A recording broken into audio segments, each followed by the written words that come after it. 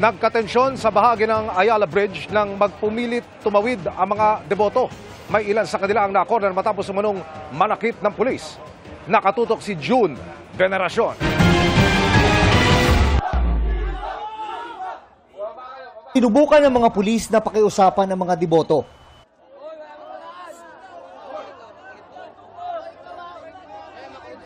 Huwag tumawid sa Ayala Bridge para hindi maharangan ang prastasyon ng Poong Jesus Nazareno.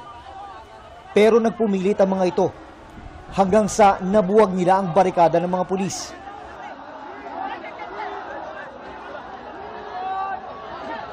Respeto namin sila kaso panata talaga namin sila. Ang tulakan nauwi sa sakitan.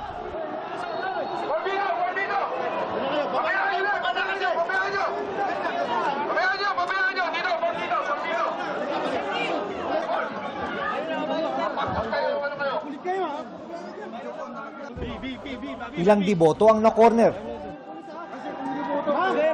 Diboto kami sir, diboto kami sir. Diboto kami.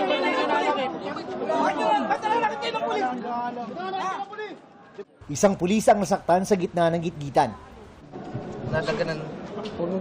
Ano po yung masakit ngayon sa katawan ninyo? Wala naman. Nagsugat lang.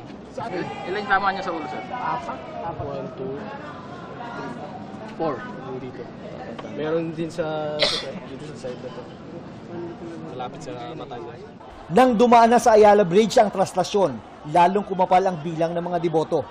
Sa tindi ng tulakan at siksikan, nabunot ang poste ng street sign sa intersection ng Palangka Street at Ayala Bridge. May mga debotong umakyat ng bakod para hindi maipit sa tulakan. Pero may mga hindi rin kinaya ng katawan ang hirap ng pagsama sa traslasyon.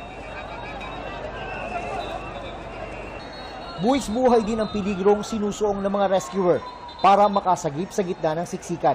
Nakatapa po kasi ng puso pagiging volunteer po eh. Lalo na po yung pasasalamat po ng tao. Parang yun po yung nakakabawi po sa pagod namin dahil pinapasalamatan po kami nang wala pong hinihinging kapalit. Kahit may mga nahilo, nasaktan at nangailangan ng emergency assistance, pagtawid ng traslasyon sa Ayala Bridge ay hindi pa rin nagpatinag ang mga deboto. Nanatili silang nakatutok. At sa mga sandaling ito, pasado 3:30 na ng hapon, ay nandito na ang andas ng Poong Jesus Nazareno sa Arlegui Street. Binago man ang disenyo ng andas para sana hindi makaakyat ang mga deboto. Wala pa rin itong naging epekto. Kitang-kita ang kanilang hirap at sakripisyo para makayakap at makahalik sa krus ng Poong Jesus Nazareno.